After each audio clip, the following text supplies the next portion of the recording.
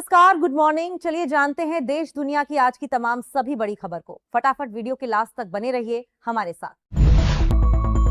प्रधानमंत्री नरेंद्र मोदी ने अपने काफिले की गाड़ियां कम करके सादगी का उदाहरण पेश किया है, लेकिन पूर्व आईपीएस अधिकारियों का मानना है कि उनकी सुरक्षा से समझौता नहीं होना चाहिए।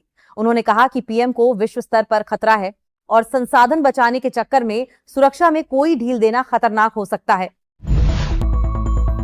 दिल्ली हाईकोर्ट की जज स्वर्णकांता शर्मा ने अरविंद केजरीवाल, मनीष सिसोदिया और संजय सिंह समेत 6 नेताओं के खिलाफ अवमानना की कार्यवाही शुरू करने का आदेश दिया है।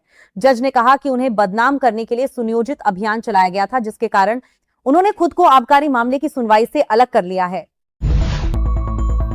तमिलनाडु के मुख्यमंत्री सी जोसेफ विजय ने 16 लाख सरकारी कर्मचारियों और पेंशनर्स के महंगाई भत्ते में 2% बढ़ोतरी का ऐलान किया है।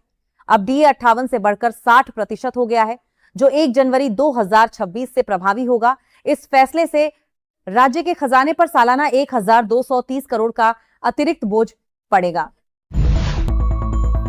ममता बनर्जी सफेद साड़ी और हवाई चप्पल छोड़कर काले कोट में वकील बनकर कोलकाता हाई कोर्ट पहुंची। उन्होंने राज्य में चुनाव बाद हुई कथित हिंसा के मुद्दे पर पैरवी की ममता ने दावा किया कि महिलाएं और अल्पसंख्यक खौफ में हैं। हालांकि कोर्ट के बाहर उनके खिलाफ नारेबाजी हुई और वकालत की अनुमति पर विवाद शुरू हो गया। अपर्णा यादव के पति प्रतीक यादव का 38 वर्ष की उम्र में निधन हो गया। लखनऊ के बैकुंठ धाम में उनका अंतिम संस्कार किया गया, जहां अखिलेश यादव समेत परिवार के सभी सदस्य भावुक नजर आए। अखिलेश ने अपनी भतीजी को दुलारा और चॉकलेट खिलाकर उसे संभाला, जिसकी वीडियो सोशल मीडिया पर वायरल हो रही है। बिहार में भोजपुर बक्सर एमएलसी उपचुनाव में आरजेडी उम्मीदवार सोनू राय ने जेडीयू के कन्हैया प्रसाद को 340 वोटों से हराकर बड़ी जीत हासिल की है। नीतीश कुमार के मुख्यमंत्री पद से हटने और सम्राट चौधरी के सीएम बनने के बाद एनडीए को यह पहला बड़ा झटका लगा है। आरजेडी ने इस जीत के साथ अपनी ताकत दिखाई है। आम आदमी पार्टी की पूर्व सांसद स्वाति मालीवाल के खिलाफ पंजाब के विधायकों पर भेड़ बकरी वाली टिप्पणी के लिए मानहानि का केस दर्ज हुआ है। मालीवाल ने अरविंद केजरीवाल पर निशाना साधते हुए कहा कि वह डरने वाली नहीं है। उन्होंने आरोप लगाया कि पंजाब सरकार नशे में चल रही है और वह जेल जाने को तैयार है। केरल में कांग्रेस ने काफी मंथन के बाद वीडी सतीशन को नया मुख्यमंत्री चुन लिया है।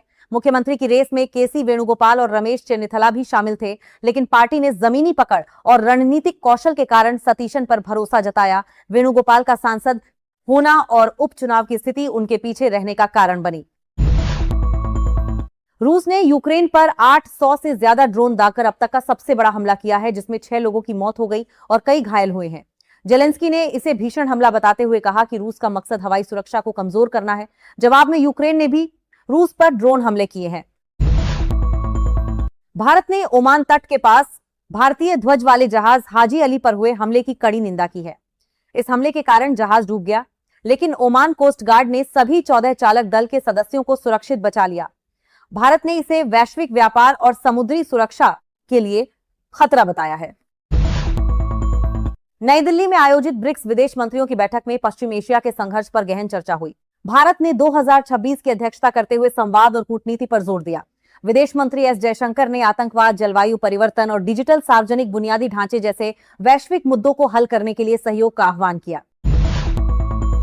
अमेरिकी राष्ट्रपति डोनाल्ड ट्रंप ने बीजिंग में चीनी राष्ट्रपति शी जिनपिंग द्वारा आयोजित राजकीय भोज में शिरकत की। ट्रंप ने शी जिनपिंग को अपना मित्र बताया और द्विपक्षीय संबंधों को विश्व इतिहास में सबसे महत्वपूर्ण करार दिया। दोनों नेताओं ने हॉर्मुज जल मरुमध्य को खुला रखने और ईरान के परमाणु कार्यक्रम को रोकने पर सहमति जताई। तो फिलहाल आज के लिए इतना ही। मिलते हैं नेक्स्ट वीडियो में इसी तरह खास न्यूज के साथ। तब तक के लिए जय हिंद, वंदे मातरम।